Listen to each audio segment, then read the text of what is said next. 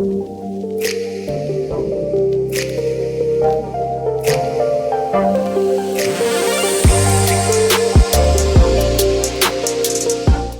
ከረማችሁ ውድ የህይወት በቤት ዩቲዩብ ቻናል ተከታታዮቻችን፣ እኔ መስገን ሙላ ነኝ። የጋብቻና ቤተሰብ ላይ ነው እንግዲህ መልእክቴ ወደ እናንተ እያስተላለፍኩኝ ያለሁት።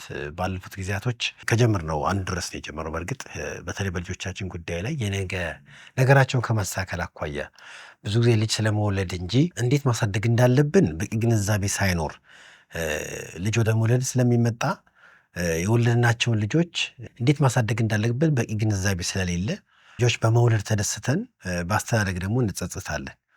ብዙዎች ልጆች በሚወልዱበት ጊዜ ለተወለደው ልጅ ያላቸው ደስታ በጣም ሰፊ ነው። ከወዳጅ ከዘመድም ከጓደኛም ሁሉም ደስተኛ ሆኖ ብዙ ዝግጅቶች አሉ፣ ብዙ የደስታ መግለጫዎች አሉ።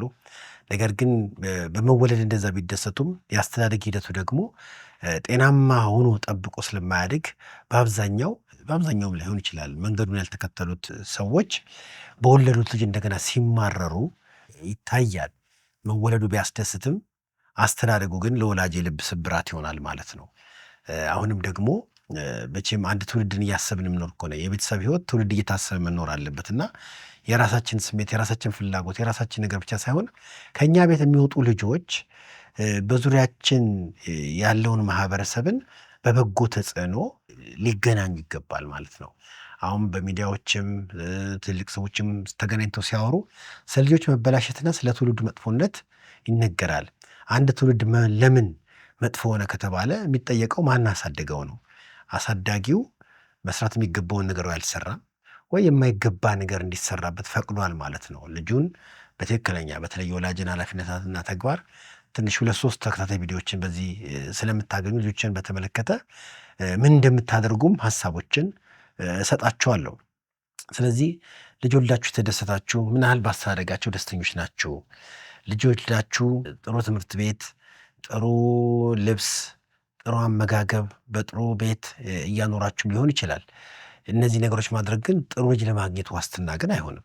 ጥሩ ልጅ የሚገኘው ልጁ ላይ በሚሰራውም ነገር ነውና የባህሪ ይዘቱ ምን አይነት ነው በሚል እንዲያው ከባህሪ አንጻር ነው እነዚህ ቪዲዮዎች ያዘጋጀሁት።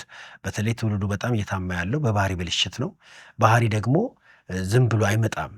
እንግዲህ ባህሪ የአንድን ሰው ሁለንተና ይወስናል። አንድ ሰው ማን ነው የሚባለው በዋነኛነት መለኪያ ባህሪው ነው። ቁመቱ፣ ክብደቱ፣ እድሜው አይደለም። ይብን እውቀቱ አይደለም።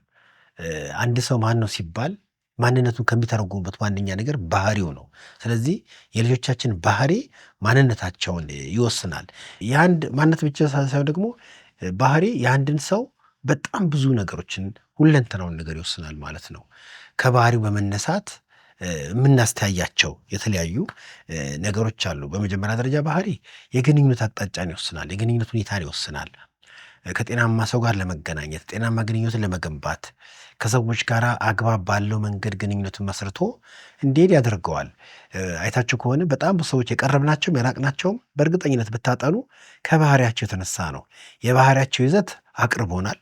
የባህሪያቸው ይዘት ደግሞ መቼም እንዳናገኛቸው አቋም እንድንይዝባቸው አድርጎናል። ስለዚህ አንድ ሰው እንዲቀርበውና እንዲርቀው እንኳን የባህሪ ይዘቱ ትልቅ ቦታ አለው ማለት ነው። ብዙ ሰዎች የግንኙነት መሰረቱ አንዳንድ ይዞታዎችና ሌላ ነገሮችን ያስባሉ። እነዛ በራሳቸው ክፉን አይደሉም፣ ግን ጥሩ ይዞታ በመጥፎ ባህሪ ልክ አይሆንም ማለት ነው። ጥሩ ፕሮፐርቲ ያለው ሰው ትክክለኛ ባህሪ ከሌለው ያለውን የፕሮፐርቲ እንኳን ዋጋ ያሳጠዋል ማለት ነው እና ጤናማ ግንኙነት ላለመስረት ተቀባይነት እንዳያገኝ ሁሉ መሰናክል ሊፈጥርበት ይችላል። ስለዚህ ባህሪ ሰውን መቅረቢያና መራቂያም ጭምር ነው። እንዲሁም ደግሞ ባህሪን ብትመለከቱ እስከ ስራም ጋር ይገናኛል። ጥሩ ባህሪ ያለው ሰው ስራ ይሰራል ብቻ አይደለም የሚባለው። ጥሩ ባህሪ ያለው ሰው የተሰጠውን ስራ መስራት በሚገባው መንገድ ይሰራል። ምናልባትም የኃላፊነት መንፈስ ስላለው በቃ ለዚህ ናል ሰርቻለሁ ብሎ መሄድ ሳይሆን የተሰጠውን ስራ በሰዓት ጉዳይም አይደለም፣ ሰዓቱ ሊያንስም ሊርቅም ይችል ይሆናል። ግን ኢፌክቲቭሊ ከልብ በትክክለኛ መንገድ በኃላፊነት መንፈስ ስራውን ሲሰራ የዛ ሰው ባህሪ ኃላፊነት የሚሰማው ሰው ባህሪ ስለሆነ በስራውም ስኬታማና ውጤታማ ይሆናል። እነዚህ ነገሮች ደግሞ ሰዎችም ስለሚያዋቸው ለብዙ ነገር ከመታየት አንጻር ተቀባይነት እንዲያገኝ ያደርጋል። ምክንያቱም መልካም ስም ቀስ ብሎም ቢሆን ይወጣል። እንደ መጥፎ ስም አይደለም። መጥፎ ስም በአንዴ ነው ዘጭ የሚለው። አንድ ሰው የትም ቦታ ላይ ቢወጣ መጥፎ ነገር ካለ በአንድ ጊዜ እንደ ባንዲራ ነው የሚወርደው። የሚገርማችሁ ግን ጥሩ ነገር ግን በአንድ ቀን አይደለም እንደዚህ የሚሄድ ጉዳይ ሳይሆን፣ ነገር ግን ዕለት ዕለት እየተገነባ ብዙ ሰዎች እያወቁለትና እያዩለት ስለሚሄድ መልካም ስም እንዲኖረው ያደርጋል ማለት ነው። እንግዲህ ብዙ ነገሮቻችን ከባህሪ ጋር ይገናኛሉ። ብዙ ችግሮቻችንም ደግሞ ምክንያታቸው ደካማ ባህሪ ነው። ለምን ተቸገርክ ሲባል አንድ ሰው ከችግሩ ጋር 100% በባህሪው ባናገናኘው ባንደመድመውም፣ ነገር ግን የባህሪው ይዘት ከችግሮቹ ጋር ሊገናኝ ይችላል። ቅድም እንዳነሳሁት አንድ ሰው ስራን ሲሰራ ለምሳሌ ማንኛውም ስራ ትዕግስትን ሊጠይቅ ይችላል። ትዕግስት የባህሪ ይዘት ነው። አንድን ነገር ለማድረግ በታሰበው መልኩ ነገሮች እንኳን ባይሄዱ መደረግ እንዳለባቸው እንዲደረጉ የጊዜን ክፍተት በትዕግስት የሚሞላ ሰው ታጋሽ ሰው ይባላል ማለት ነው። ከስራው የተነሳ ለምሳሌ ስንፍናም ያለበት ሰው በባህሪ ይገለጣል። ሰነፍ ሰው ስንፍናው በራሱ እንደ ባህሪ፣ እንደ መለያ ጠባይ፣ እንደ ማንነት መተርጎሚያ አድርጎ ይታይና ከስራው ጋር በተገናኘ ድሃ ሊሆን ይችላል ማለት ነው። ሙያ ማጣቱ አይደለም፣ አክሰስ አለማግኘቱ አይደለም። ነገር ግን የባህሪው ይዘት ከስራውም ጋር ሊገናኝ ይችላል። በየትኛውም መልኩ ቋሚና የጸና ከራስ አልፎ ብዙዎችን እየጠቀሙ ስራ ለመስራት ከተፈለገ የባህሪ ይዘት ወሳኝነት አለው ማለት ነው። ስለዚህ አንድን ሰው ግንኙነቱንም ስራውንም በተመለከተ ባህሪ ወሳኝ ነው ማለት ነው። ወላጆች ስንቶቻችን ይህን ነገር አስበን በልጆቻችን ላይ እንሰራለን? ባህሪ አሁን ብዙ ነገር ነው። ወደ ግንኙነት እንኳን በመልሳችሁ በግንኙነት መካከል ሰዎች ድካም ሊኖርባቸው ጥፋት ሊያጠፉ ይችላሉ። ለድካማቸው ለጥፋታቸው የሚሰጥ ምላሽ አለ። የደከመን ሰው የሚያግዝ ሰው ከባህሪ አንጻር ባህሪውን ያሳያቸዋል ማለት ነው። ላጠፋ ሰው ይቅር የሚል ሰው አሁንም ይቅርታው ከካራክተር ከባህሪ ጋር በቀጥታ የሚገናኝ ነገር ነው። ጠንካራ ደግሞ ግንኙነት ያለው በሁለት ፍጹማን ሰዎች መካከል አይደለም። ድካም ላለው ብርታትን የሚሰጥ፣ ስህተት ላለው ለሚያርም፣ ጥፋት ላለው ይቅርታ የሚል እንደዚህ አይነት ሰዎች ረጅምና ቋሚ ግንኙነት ይኖራቸዋል ማለት ነው። ቋሚና ረጅም ግንኙነት ባለቤቶች በጣም ውስን ሰዎች ናቸው ብትመለከቱ። እናንተ እንኳን እስቲ የግንኙነት ደረጃችሁን ተመልከቱ። በፍቅር ግንኙነት እንኳን ቢሆን፣ በጓደኝነት ግንኙነት ቢሆን፣ በስራ ቦታ ባለው ወዳጅነት ቢሆን የጸናና ቋሚ በብዙ ሁኔታዎች ውስጥ ወጣ ገባ እንኳን የሚሉ ነገሮች የማይመቹ ነገሮች እንኳን ቢኖሩ ግንኙነትን በይቅርታ በትዕግስትና በምህረት አስጠብቃችሁ መሄድ ትችላላችሁ ወይ? መታገስ ትችላላችሁ ወይ? እነዚህ ነገሮች የግንኙነቱን ዕድሜ ያራዝሙላቸዋል። ዛሬ በጣም ብዙ ወላጆች ልጆቻቸውን ወደ ጋብቻ ካስገቡ በኋላ በጋብቻው ህይወታቸው ሁሌ ሽምግልና ይመጣሉ። ሁሌ አስታራቂ ናቸው። ሁሌ ብሶት ሰሚ ናቸው። ለምን? በጋራ አብሮ ሊያኖራቸው የሚችል ከባህሪ አንጻር ልጆቹ የተሰራባቸው ነገር ከሌለ የልጆቹ የጋብቻ ችግር ሁልጊዜ የወላጆች ሸክም ሊሆን ይችላል ማለት ነው። ስለዚህ ባህሪን መስራት ማለት ብዙ ነገር መስራት ማለት ነው። የልጆቻችንን ባህሪ በምንሰራበት ጊዜ ብዙ ነገር እየሰራንላቸው እንደሆነ መታወቅ አለበት። በጣም ብዙ ነገር እየሰራንላቸው ነው እና ስደመደመውም ባህሪ ማለት ሁሉ ነገር ማለት ነው ማለት ነው። እሺ እንግዲህ ባህሪ ሁሉም ነገር ከሆነ ባህሪ በተለያዩ ሰዎች የተለያየ ትርጉም ሊሰጠው ይችላል። እውነትም በብዙ መልኩና በብዙ አቅጣጫ ሊታይም ሊገለጥ የሚችል ነገር እንደሆነ ምንም ጥያቄ የለውም፣ ግልጽ ነው። አንዳንድ ሰዎች ባህሪን ሲያዩት ከስነ ምግባርና ከቅንነት አንጻር ብቻ ያዩታል። ኦፍኮርስ ቅንነትና የስነ ምግባር ይዘት የአንድን ሰው ባህሪ በደንብ ያሳያል። አሁን ከልጆቻችን ስናሳድግ ቅን እንደዚህ ብቻ አይደለም፣ የባህሪያቸው ይዘት ብዙ ነገሮችን መስራት ስለሚችል የአንድን ሰው ማን መሆን በትክክል የሚያሳይ ከሆነ ከዚህ ባለፈ መልኩ ባህሪ መመርዳትና በማወቅ ለልጆቻችን ባህሪ ልንገነባ ይገባል ማለት ነው። ለምሳሌ እንደው ከባህሪ አንጻር አንዳንድ ሀሳቦችን ብናነሳ የአንድ ሰው የሚችለውና የማይችለው ነገር ከውጤታማነቱን ብትመለከቱት ከባህሪው አንጻር ጋር ይገናኛል ማለት ባህሪ የአንድን ሰው ሁለንተናዊ ቅንብር ነው። ሁለንተናዊ ቅንብር ነው። አንድ ድርጊት፣ አንድ የተነጠለ ነገር ብቻ አይደለም። አጠቃላይ የእሱ ሙሉ ቅንብሩን ስትመለከቱት ነው የዚህ ሰው ባህሪ እንዲህ ነው የሚባለው። በአንድ ነገር የሆነ ጥሩ ሆኖ በ8 ነገር የተበላሸ ቢሆን አጠቃላይ ቅንብሩ ጤናማና ሙሉ ባህሪ ያለው አይባልም ማለት ነው። የባህሪ ይዘት የአንድን ሰው ሁለመና ሁለንተናዊ ቅንብሩን ዲፋይን የሚያደርግ የሚተረጉም የሚያሳይ ነገር ነው ማለት ነው። ልጆቻችሁን ስታዩዋቸው በሆነ ጉዳይ በቃ ደስ የሚሉ ጥሩ ነገር ያላቸው ሊመስሉ ይችላሉ። ነገር ግን አጠቃላይ ቅንብራቸው ምን ይመስላል የሚለውን እንዲያው አጠቃላይ ቅንብር የሚባሉትን ነጥቦችን እንደ ማስተያ አድርጌ ልስጣችሁ። እነዚህ ነገሮች ልጆቻችን በቤት ውስጥም ሰፈር ላይም ትምህርት ቤትም የእምነት ተቋምም የሚያሳዩት ተመሳሳይና ቋሚ ነገሮች ያሉባቸው ነገሮች ናቸው እና ከዚህ አንጻር ልትለኳቸው ትችላላችሁ። የመጀመሪያው እንግዲህ የሁሉ ነገር ቅንብር ነው ሲባል አንድ ሰው በግንኙነቱ የሚያደርገው ድርጊት ባህሪውን ያሳያል። ለግንኙነት የሚመጥን ባህሪ ያለው ሰው ነው እንዲባል ያደርገዋል እና በግንኙነት መካከል የምታደርጓቸው ልጆች የሚያደርጓቸው አሁን ለወላጆች ነው ሀሳብ እያነሳው ያለሁት እና ወላጆች ልጆቻችሁ በተለያየ ግንኙነት ቤት ውስጥ ከታናሽ ከታላቅ ትምህርት ቤት አብረው ከሚማሯቸው ልጆች እምነት ተቋማት አብረው ከሚሆኑባቸው ወዳጆቻቸው ጋር በተለያዩ ቦታዎች ላይ የሚያደርጓቸውን ድርጊቶች አይታችሁ ይሄ ሰው ለግንኙነት የበቃ ባህሪ አለው ወይም የለውም ማለት ይቻላል። አንዳንዱ ጤናማ ባልሆነ መልኩ ራሱን በጣም አክብዶ ስለሚያይ በዙሪያ ያሉ ልጆችን እያንኳሰሰ እየሰደበ እየተጣላ ይመጣል። ይሄ ለግንኙነት የሚበቃ ባህሪ የሌለው ልጅ ነው ማለት ነው። በሌላ በኩል ደግሞ አንዳንዱ ራሱን ሳይቀበል ዝቅተኛ የበታች ሰውን ሁሉ የሚፈራ ሲሆን ይህም ትህትና አይደለም፣ በሽታ ነው። ሚዛናዊ በጠበቀ መልኩ በግንኙነቱ መካከል ትክክለኛ ግንኙነቱን መገንባት መቻል አለበት እንጂ የበላይ ነኝ ብሎ በመጥፎ ባህሪ የበታች ነኝ ብሎ ደግሞ በተጠቂነት ራሱን ባለመቀበል የሚሄድ ከሆነ የግንኙነት ቅንብሩን ሊያበላሽበት ይችላል ማለት ነው። ሌላ ደግሞ ባህሪ በትምህርት ሊሆን ይችላል፣ በስራቸው ሊሆን ይችላል፣ በቤት ውስጥ ባላቸው ኃላፊነት ሊሆን ይችላል። የተሰጣቸውን ወይም ደግሞ የሚጠበቅባቸውን ነገር መወጣት ይችላሉ ወይ? ይሄ ባህሪ ነው። ጽናትን ያሳያል፣ መታዘዝን ያሳያል።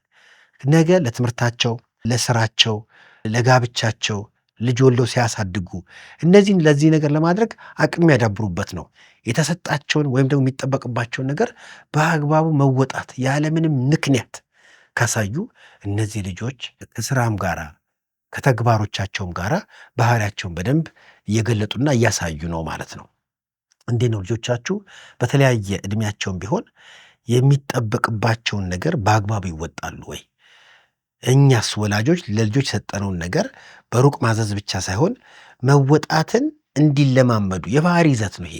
ጽናት በአንድ ጉዳይ ላይ ቋሚ በሆነ መልኩ ተግቶ ከአንድ ጫፍ ማድረስ የአንድን ሰው የጠለቀ ባህሪን ያሳያልና ልጆቻችን እንደዚህ አይነት ባህሪ እንዲኖራቸው እናደርጋለን ወይ? በተለይ በሚማሩበት ጊዜ ትምህርት ነው፣ በቤት ውስጥ የተሰጣቸው ኃላፊነት ነው። እንደ ልጅ እንደ ዕድሜያቸው እንደ ክፍል ደረጃቸው የሚጠበቅባቸው የተሰጣቸውን ነገር በትጋት ሲያደርጉ ባህሪ መገንባታችን ይታያል ማለት ነው። መወጣት ግን ካቃታቸው ልጆች ላይ መፍረድ ብቻ አይደለም፣ የዘንድሮ ልጅ እያሉ ማምለጥ አይቻልም። የዘንድሮ ልጅ የድሮም ልጅ እንደዛ ላይ ነበረው። ነገር ግን በማን አደገ የሚለው ሀሳብ ነው መተኮር ያለበት። ሌላው ባህሪን ከሚያሳይ ከሁለንተና የቅንብር ነው ብያቸዋለሁ። ሌላው ደግሞ ባህሪን የሚያሳይ አንድ የቅንብር ደግሞ አቅጣጫ አንዳንዴ በማይመቹና ደስ በማያሰኙ አስቸጋሪ በሆኑ ጉዳዮች ላይ የሚያደርጉት ድርጊት ነው። ይሄ ከግንኙነትም ከተግባርም ጋር ሊገናኝ ይችላል። በሲላቸው ሲያዝኑ ወይም ደግሞ ደስ በማይሰኙበት ጊዜ ወይ ጥፋት ባጠፉበት ጊዜ የሚያደርጓቸው ድርጊቶች ምን አይነቶች ናቸው? አንዳንዱ ይዋሻል፣ በሌላው ላይ ያሳብባል፣ እውነተኛ አይሆንም። ወይም ደግሞ በቃ ከዚህ ከወላጁ መቀበል ሲገባው ሳይቀበል ወይ ይሰርቃል ወይ ከጓደኞቹ ይነጥቃል። እነዚህ የፈለገው ነገር ባጣበት ጊዜ፣ ጥሩ ደስ በማየት ስሜት ባለበት ጊዜ፣ ሌላው ከሱ ተሽሎ ባየበት ጊዜ የሚመልሳቸውን የሚያደርጋቸው ነገሮች ጤናማ መሆን መቻል አለባቸው። ምንም ቢሆን ይህን ነገር ብፈልግ የእኔ ስራ አይደለ አልነካም ካለ የባህሪ ይዘቱን ያሳያል ማለት ነው። አስቸጋሪ ሆነስ ቢጣሉት ሰዎች ቢሰድቡት እንደነሱ መጣላትና መሳደብ ሳይሆን በበሰለ መልኩ። በነገራችን ላይ ይሄ ስለ ትልቅ ሰው እያወራሁኝ አይደለም። ልጆች ህፃናትን ባሉበት ከ10 ዓመት እንኳን በታች ባሉበት ሁኔታ አንዳንድ በሚገጥማቸው በማይመች ሁኔታ ውስጥ ምን አይነት ምላሽ መስጠት እንዳለባቸው፣ ከጓደኞቻቸው ጋር ቢጣሉ፣ ከትምህርታቸው ጋር ያለው ነገር ቢከብዳቸው ለዛ የሚሰጡት ምላሽ ከባህሪያቸውም ጋር ይገናኛል ማለት ነው። ሌላው ደግሞ አንዱ ቅንብር ከኃላፊነት አኳያ ነው እና ጥሩ ባህሪ ያለው ልጅ ወይም ደግሞ ባህሪ አንድን ሰው ሁለንተናዊ ቅንብር ነው የሚያሳየው ካልን አንዱ የኃላፊነት መንፈሱ ነው ማለት ነው እና ምን ያህል ኃላፊነት ይሰማዋል? ግዴለሽ ነው ለራሱ ለሚሰጠው መማሪያ ዕቃዎች፣ ለትምህርቱ፣ ለንጽህናው፣ ለአመጋገቡ፣ ይሄ ከታችኛው ዕድሜ ጀምሮ የሚሰራ ነገር ነው እና ኃላፊነት የመውሰድ ብቃቱ፣ ኃላፊነት ወስዶ የመወጣት አቅሙ ባህሪን ያሳያል። መታመንን ይሰጠዋል። እውነትም እያሳደግን አካል ብቻ አይደለም የሚያድገው ሁለንተና የእድገት ልጅ ስናሳድግ የባህሪ ይዘት በዋነኛው ስለሆነ ሁሉም ነገር ጋር ስለሚገናኝ ኃላፊነት የሚሰማው ልጅ ይሆናል። ለተሰጠው ለተገዛለት ንብረት መጫወቻም ይሁን በሕፃንነቱ ከፍ እያለ ሲሄድ ለትምህርቱም ይሁን ለየትኛውም ነገር የሚሰጠው ነገር ለንብረት ኃላፊነት፣ ለቤቱ ነገር ኃላፊነት ይሰማዋል፣ ለንጽህናው ኃላፊነት ይሰማዋል፣ ለሁሉ ነገር ማለት ነው። አሁንም ባህሪ ሌላውን አንደርስታንድ ማድረጉ ነው። በዚህ አቅጣጫ ብዙ ነገሮችን ምናቅ ይመስለኛል። ከሰዎች ጋር ልጆች ትምህርት ቤት አብረው በሚኖሩበት ጊዜ ሌላኛው ሰው ሲቸገር ቢያይና ቢመለከት ምን ያህል ይረዳዋል? ምግቡ ቢደፋበት ምን ያህል አካፍሎ ይሰጠዋል? የሆነ ነገር ቢያንሰው ከጓደኛው ስንቱ ይጠይቃል በትህትና። እነዚህ ነገሮች እርዳታን፣ እገዛን የሚለዋውጡበት ነውና ርኅራሄን፣ መስጠትን፣ ያለን ነገር ማካፈል በቀጥታ ከባህሪም ጋር ይገናኛል ማለት ነው። ሲያጠፋ ስህተቱን የሚያርምበትም ደግሞ መንገድ በቀጥታ ከባህሪ ጋር ይገናኛል። ባህሪው ምን አይነት ነው የሚለውን ይወስናል ማለት ነው። ልጆቻችን ሲያጠፉ በትክክል እንዳጠፉ አውቀው ይቅርታ ይጠይቃሉ። ካጠፋ ይቅርታ እንዲጠይቅ ማስተማር የባህሪ ይዘት ነው። ወዳጅ ይበዛለታል፣ ጠላት ያሳንስለታል። ጤናማ ባህሪ ያለው ሰው በብዙ ወዳጅና በትንሽ ጠላት የመኖር አቅም ይኖረዋል። ይሄ ደግሞ ህይወቱን ቀለል እንዲልለት ያደርገዋል ማለት ነው። ስለዚህ እነዚህ ሁሉ ነገሮችን ሳነሳቸው የሁለንተናው ቅንብር ነው ካለን ባህሪ የልጆቻችን የነገ ዕጣ ፈንታ የመወሰን አቅምም አለው ማለት ነው። የነገ ዕጣ ፈንታቸው ምን መሆን እንዳለበት ያስቀምጣል። ነገ እንደዚህ ሊሆን ይችላል ተብሎ መናገር ያስችላል። በጥሩ ባህሪ ካሳደግናቸው ስኬታማ ሆነው ጠላት አሳንሰው ወዳጅ በዝቶባቸው እንደገና ለትውልዱ መልካም ነገር የሚያደርጉ ይሆናሉ። ታዲያ የባህሪን አስፈላጊነትና ይዘት፣ ዓላማው፣ ትርፉ ይህን ካየነው እውነት ለልጆቻችን አስፈላጊ እንደሆነ ስንቶቻችን ወላጆች ይህን ነገር እናውቃለን? የልጅን ህይወት የልጅን ባህሪ ጤናማ ማድረግ በጣም ብዙ ነገሮችን መስራትን ያሳያል። ስለዚህ በልጆቻችሁ ህይወት የልጆችን ባህሪ መገንባት፣ ጤናማ ባህሪ መያዝ ልክ ከማብላት፣ ከማልበስ፣ ከማስተማር እኩል እነዚህን ነገሮች ፍሬ እንዲሰጣቸውና ውጤት እንዲሰጣቸው በጣም ያግዛቸዋል ማለት ነው። እንግዲህ ተጨማሪ ነገርም ደግሞ በሚቀጥለው ቪዲዮ ከዚህ ቀጣይ ሀሳብ እሰጣችኋለሁ። ልጅ መውለድ ብቻ ሳይሆን መልካም ልጅ ይኖራችሁ። መልካም ልጅ ለራሱ ቤተሰብ ብቻ ሳይሆን ለትውልድም ጠቃሚ መሆን ይችላል። ከወለዱ አይቀር ከኖሩ አይቀር እንዲህ አይነት ልጅ ማምጣት ትልቅ የህይወት እርካታን ይሰጣል። ስላዳመጣችሁ እጅግ አድርጌ አመሰግናለሁ። በሚቀጥለው ቪዲዮ እንገናኛለን።